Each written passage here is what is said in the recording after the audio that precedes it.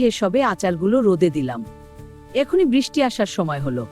বৌমা বলিও বৌমা, দেখো বৃষ্টি শুরু হয়েছে, আচারগুলো তুলে নাও। দেখে যত একটিবার যেই মা বলি রান্নাঘর থেকে এখানে আসতে এতক্ষণ সময় লাগে।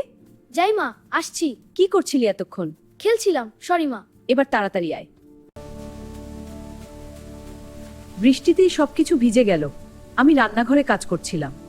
মা, আপনিও তো উঠোনের কাপড়গুলো আনতে পারতেন। হ্যাঁ, আমি কাপড় আনতে উঠোনে নামি আর আচার খেয়ে কোমরটা ভাঙ্গি। আর কি,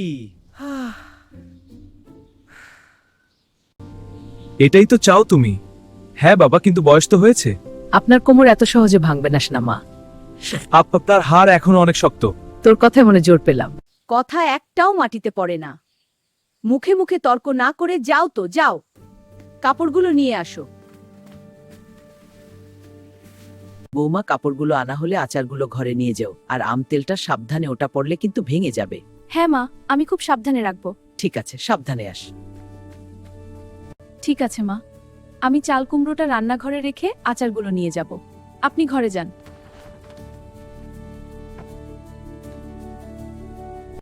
বৃষ্টির ছাট লাগলে আবার ঠান্ডা জ্বর হবে বাবা। কিন্তু মা, চাল কুমড়োটা দেখো। হ্যাঁ, এটা তো অনেক বড় হয়েছে। তা কোন গাছে ধরেছে গো? এটা লতা গাছে ধরেছে। বৌমা, গোয়াল ঘরের উপরের গাছটাই মা, বেশ ওটা রেখে দাও, আমার মেয়ে জামাই এলে রেঁধে দিও। আচ্ছা মা, ঠিক আছে।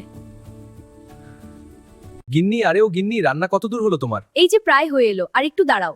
বাহ, খুব ভালো গন্ধ বেরোচ্ছে। হ্যাঁ, এবার তাড়াতাড়ি খেতে বসবে। ঠিক আছে, আমি অপেক্ষা করছি। সব সেরা হয়েছে দেখো। রান্না শেষ, এসো খেতে বসো। তোমায় আবার রান্না চড়াতে হবে।